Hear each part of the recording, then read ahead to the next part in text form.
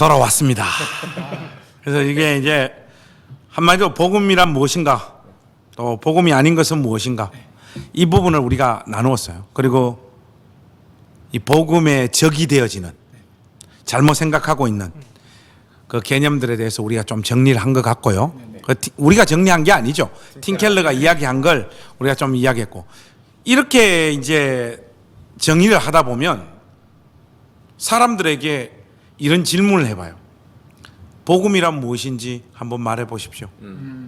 복음을 정의할 수 있습니까 하면 약간 좀 겸손하거나 수줍음이 많은 분들은 글쎄 그러니까 복음이란 예수님이 아닌가? 이렇게 이야기를 해요. 하고 좀 담대한 분들은 자기가 또 잘 알고 있는 성경 구절 하나 쫙 이야기하면서 복음은 바로 이겁니다. 이런 사람들이 있어요. 그보다 더 무대뽀는 이런 사람이 있어요.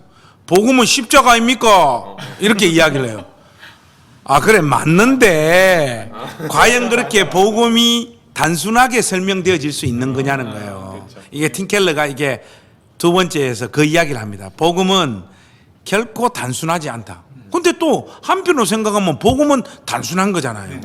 아이부터 시작을 해서 할머니까지 누구든지 성경을 읽고 영혼의 예수님을 인격적으로 만날 수 있는, 단순하잖아요. 근데 왜 팀 켈러가 복음은 결코 단순하지 않다라고 이야기를 했는가? 그 부분에 대해서 우리가 좀 이야기를 해봐야 될 것 같아요. 박병원 전사님, 네, 이게 도대체 무슨 말인지 좀 설명을 해 주십시오.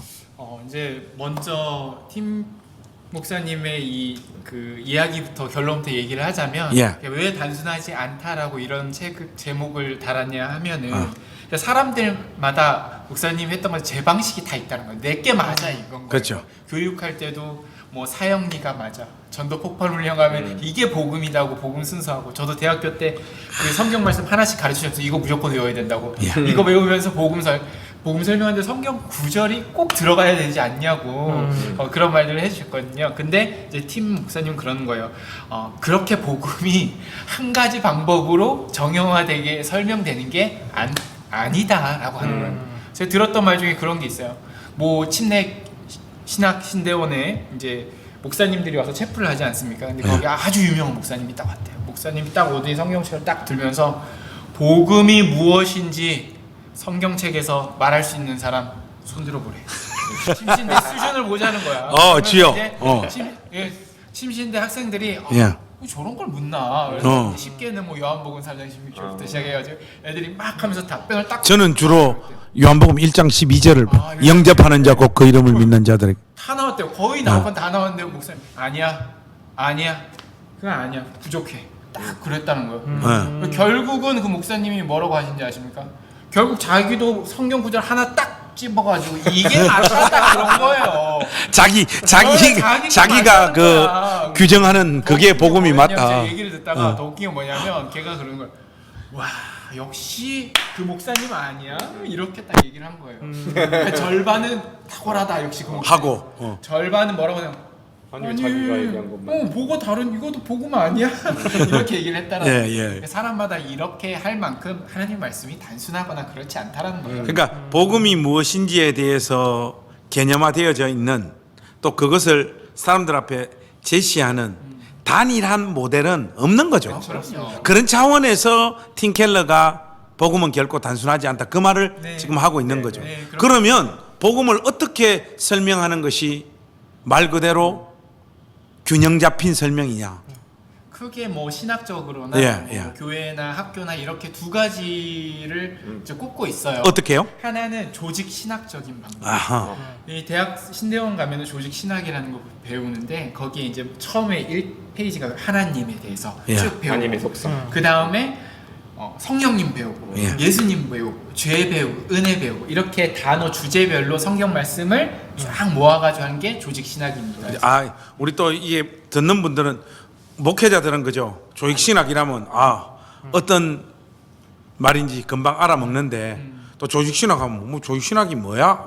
요즘은 뭐 체계 신학 뭐 이렇게 또 말을 바꾸어서 하시는 분들도 있더라고요. 쉽게 말해서 특정한 어떤 주제를 중심으로 해서 그것을 성경에 있는 내용들을 가지고 설명하는 것. 이게 조직 신학이. 사형리가 조직 신학 가지고 이런 조직 신학적인 영향이 있죠. 하나님, 구원론과 관련한. 뭐 예. 이런 식으로 예, 은혜, 예. 십자가 예. 이런 예. 식으로 한 거예요.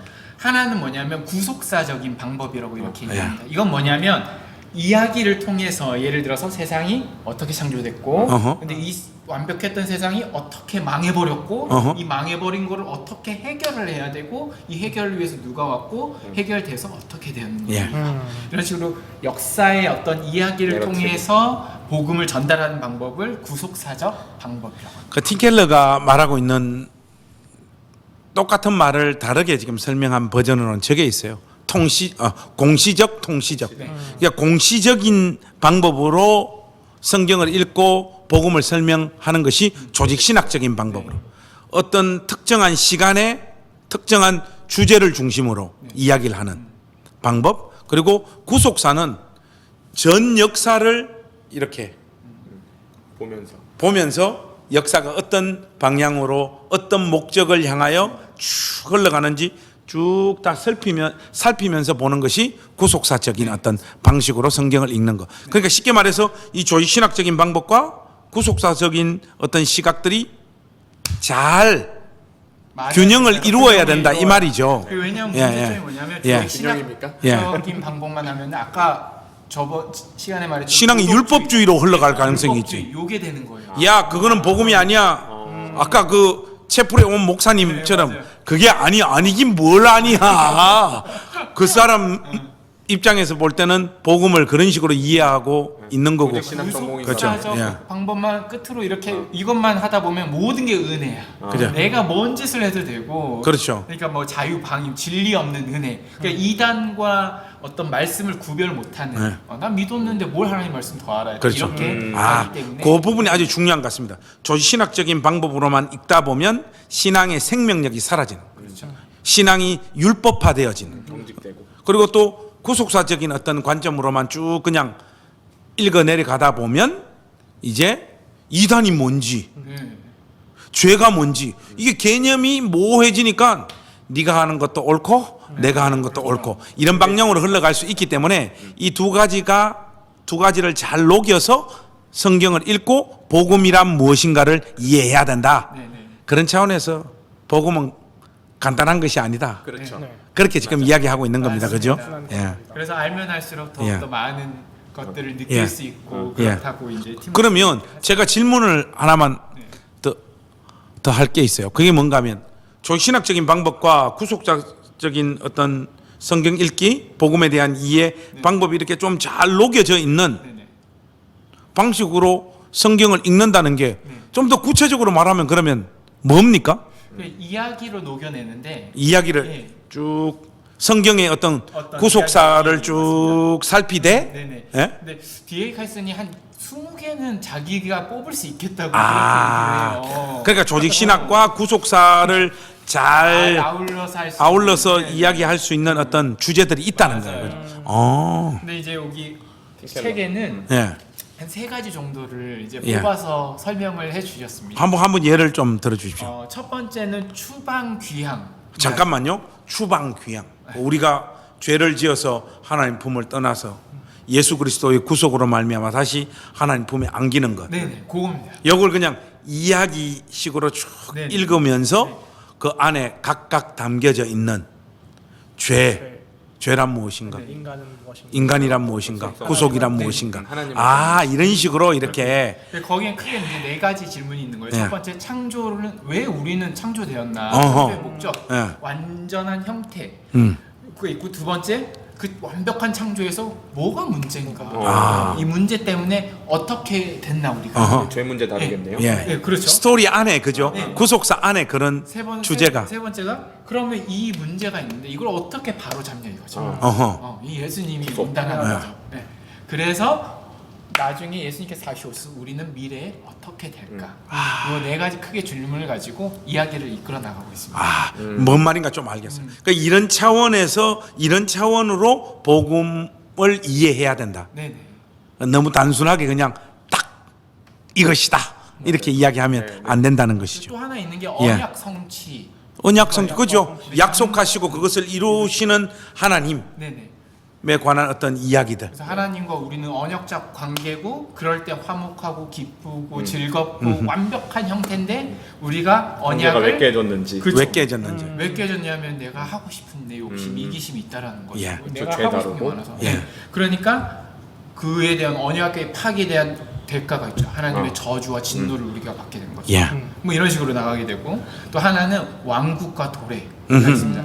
이거 개인적으로 조금 괜찮다. 요즘 사람들도 왜냐하면 이 뭐라고 얘기를 하냐면 모든 사람들은 이 사람이란 항상 뭔가의 지배를 받는다라는 거죠. 지배를 받죠. 통치 그리고 개념이네요. 통제. 사람은 뭔가를 쫓아가고 네. 의미를 찾으려고 하는 거죠. 의미 없고 희망 없고 소망 없는 사람은 사실 좌절밖에 남지 않지 않습니까? 그러니까 우리는 인간은 원래 하나님의 왕국에서 하나님을 쫓아가고 사모하고 이렇게 만들어졌는데 어느 순간 인간이 쫓아가는 대상이 다르다는 거예요. 현대 사회는 어떤 외모라든가 외적인. 돈이라든가 명예라든가 권력이든 다른 왕국들을 하다 보니까 이 왕국 타락이 되고 죄가 되고 그러면 이 강력한 이 왕국에서 우리들을 다시 하나님의 나라로 이끌어줄 강력한 지도자가 누구냐? 그게 바로 예수다. 하나님밖에 없는데 하나님이 그래서 성육신을 입어서 우리의 지도자 강력한 왕 군주로 오셨다. 그리고 우리를 위해서 대속하시지만 언젠가 다시 그분이 오실 때 세상의 모든 그 왕국들을 무너뜨리고 하나님의 왕국에 같이 하나님 나라가 임한다. 이렇게 될 것이다. 정리됐어 나는. 네. 확실히 정리됐어. 이 방송을 보시는 우리 시청자들도 좀 정리가 될 수 있길 바랍니다. 우리 우 목사님은 금방 우리 박병헌 전사님 예를 들어주신 그 모델 중에 복음을 이해하는 가장 괜찮은 모델이 어떤 것 같아요? 저도 이제 마지막 네. 하나님 나라 통치 개념에서 아하. 우리가 이제 하나님의 통치를 입는 백성으로 있다가 음흠. 거기서 이탈하고 예. 세상 나라 자기의 왕국을 구축했다가 타락해 버리고 어허. 그러다가 이제 예수님을 통해서 하나님 나라가 다시 도래하는 그런 것들을 좀 그 모델이? 네, 그 모델 그러니까 구속사와 하나님 나라를 연결시키는 어. 그런 모델이 이렇게 주로 사용하고 어허. 사람들한테 어필이 되는 그런 어떤 복음 전도의 도구였던 것 같아요. 그는 그 사람마다 자기 경험이 네. 다 달라서 그래요. 그렇죠. 저 같은 경우에는 추방 귀환 모델 있잖아요. 네, 네, 아. 네. 옛날에 나 그 아버지 하도 패가지고 집 나가 버린 적이 있거든. 나 근데 또 나가면 오래 못 있다 와요. 겁나가지고 한 하루나 이렇게 누나 집 갔다가 이렇게 돌아왔던 그게 갑자기 딱 생각이 나더라고. 그래서 그걸 성경에서 말하고 있는 집 나갔다가 돌아오는 어떤 그것과 나의 가출과 돌아왔던 어떤 그런 경험들을 이렇게 쭉 보면 뭔가 이렇게 공통적으로 이렇게 매칭이 되어지는 거 있고 복음을 그런 식으로 이렇게 설명하니까 맞네 이렇게 좀 설명하면 굉장히 유익하겠다 이런 생각들이 들어요. 성경에서 뭐 나그네 이방인 이런 말 많이 하잖아요. 우리 탕자, 인생이. 돌아온 탕자. 그리고 또 약속을 중시하는 사람들 있잖아요. 네. 그리고 막 첫날 만날 약속 어기는 사람들 때문에 막 스트레스 받는 사람들 그런 사람들에게는 언약과 관련한 어떤 모델들을 들으면 좀 더 생생하게 복음을 이해하는 데 도움이 될 것 같아요. 그래서 팀 켈러가 어쨌든 이 두 번째에서 나누는 이야기는 이겁니다. 복음은 단 하나의 메시지지만 결코 단순한 메시지가 아니다. 다른 복음이 있다라고 하는 뜻이 아니에요. 네네네. 이것을 이해하고 설명할 수 있는 굉장히 다양한 방식들이 있다. 이야기를 지금 하고 있는 거죠. 네, 맞습니다. 맞습니다. 결코 정형화할 수 없고 자기 많은 표준을 제시하지 않고. 많은 목사님들이나 네, 예. 잘못도 그렇게 가르치시고 있지는 않은가 고민도 해봐야 돼요. 이거 이렇게 이야기하면 잘못된 건가? 갑자기 생각이 났는데 왜 종교다원주의자들이 그런 말을 하잖아요. 그런 예를 많이 들잖아요. 산에 올라가는데 여러 개. 불교로 올라가는 산도 있고 네네. 기독교로 올라가는 산도 있고 이슬람으로 올라가는 산도 있고 그냥 착한 사람으로 그냥 종교 없이 사는 방식으로 올라가는 방법도 있는데 결국은 정상에서 똑같이 만난다. 뭐 이 모델을 저는 당연히 잘못 된 거라고. 저는 확신하고 그렇게 이야기하면 종교다원주의니까 그거는 아니다 이렇게 이야기를 하지만 지금 요 부분을 이해하는 데 있어서는 요 3모델이 좀 괜찮은 것 같아요. 네.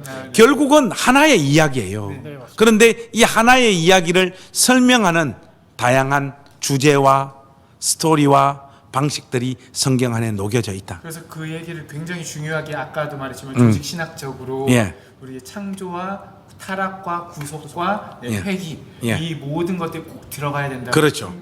그렇죠. 책에서 성경을 얘기하고 기반으로. 네. 근데 저는 이거를 쭉 보면서 이런 생각이 들었어요. 교회 안에 사실은 각자 굉장히 다양한 개성과 인생 삶의 경험들이 있잖아요. 다양하죠. 예. 그러니까 목사도 마찬가지고 그렇죠. 성도님도 마찬가지예요. 제가 볼 때는 리디머 교회는 또 그 굉장히 사역자뿐만이 아니라 성신도들에 대한 그런 어떤 복음에 대한 이런 것들도 많이 훈련하고 있다고 알거든요. 예.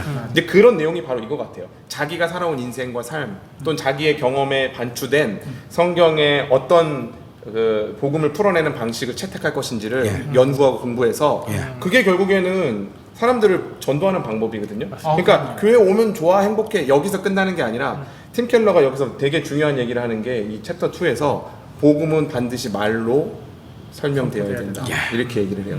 그냥 단순히 물론 공동체나 사랑으로 사람들에게 어필돼야 돼요 반드시. 그러나 그것만으로는 복음이 설명될 수 없다는 거예요. 그래서 성경의 스토리가 우리의 인생과 삶에 잘 입혀져서 잘 이렇게 전달되는 것들이 잘 갖춰지면 교회 안에 풍성하게 복음 전도나 회심의 역사도 있지 않을까. 그러니까 팀켈러가 실질적으로 지금 이런 이야기를 하고 있잖아요. 우리가 지금 팀켈러 책을 지금 정권을 지금 다 읽어 내려가고 있잖아요. 가만 보면 팀켈러가 여기 지금 언급했던 이런 모델들 있잖아요. 뭐 추방 귀한 모델, 언약과 성취의 모델, 하나님 나라의 모델, 그리고 그런 것들 설명하면서 등장하는 우상과 관련한 거, 하나님에 대한 어떤 개념들, 왜곡된 어떤 복음, 이런 것들을 가지고 전부 다 책을 만들고 자기 설교화하고 신학화해서 그것들을 가지고 실질적으로 리드머 교회 권속들을 가르쳤던 거죠.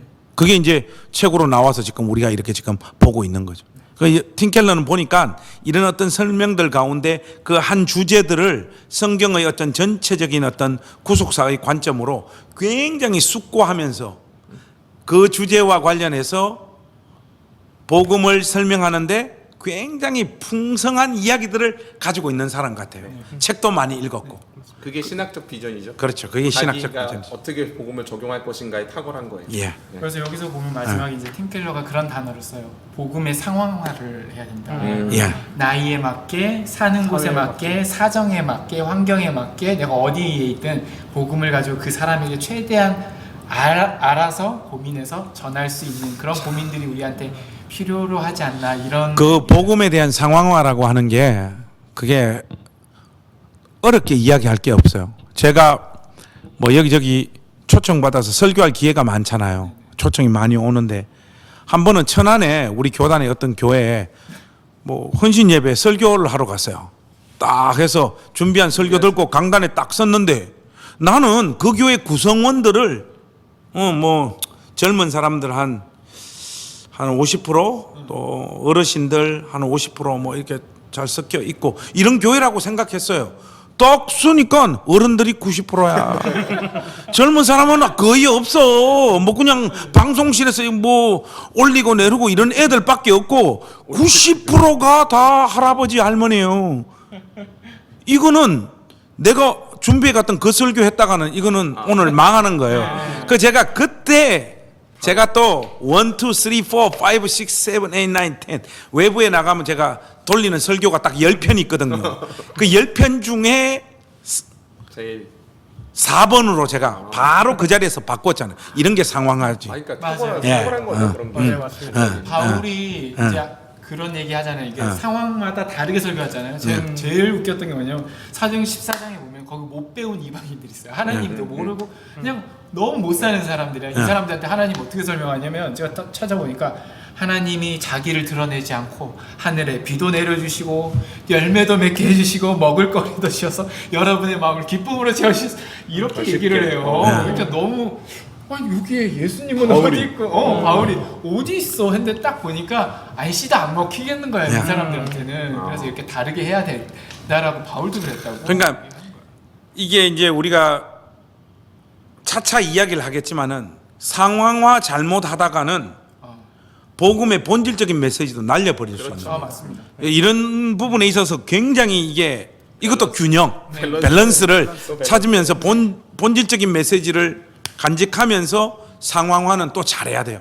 이 굉장히 중요한 이슈라고 생각되어집니다. 맞습니다. 예. 그래서 뭐 팀켈러가 계속 반복해서 사용하는 단어가 문화 내러티브 그잖아요. 그 이야기를 계속해서 이야기를 하잖아요. 그래서 우리가 보면 신학교 시절에 복음만 또 목회하러 나가기 전에 복음이란 무엇인가 그것만 내립다 파는 사람들이 있어요. 죽으나 사나 막 십자가. 책을 읽으면 신앙서적만 막 100권, 200권, 300권 해서 막 시중에 나와 있는 신앙서적 안 읽은 게 없어. 이 사람은 말 좋게 이야기를 하자면 복음이란 무엇인가에 대한 이해는 맞아요. 그런데 이 사람이 이 복음을 들고 현장에 들어갔는데 자기가 전혀 예상하지 못하는 사람들, 다른 문화적인 환경 가운데 딱 놓여지는 거예요. 이렇게 되면 이 준비한 게 이게 도로목 돼 버린다니까. 예를 들면 뭐 중동에 파키스탄에 선교하러 갔다. 가면 실질적으로 예수 믿으라고 하는 말을 한마디조차 하기도 어려운 상황이 펼쳐지잖아요.